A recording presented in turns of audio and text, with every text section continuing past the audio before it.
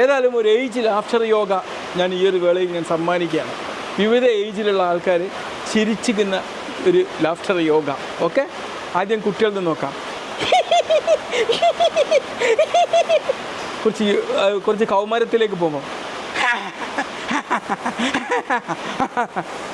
എനിക്ക് കുറച്ച് യൗവനത്തിൽ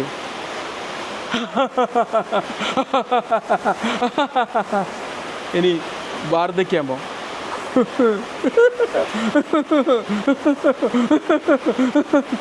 ഓക്കെ, ഇത് വെറും ചുമ്മാ ഫണ്ണായിട്ട് എടുക്കുക. നമുക്ക് സന്തോഷം കൊണ്ടുത്തരാൻ ലാഫ്റ്റർ യോഗ നല്ലതാണ്.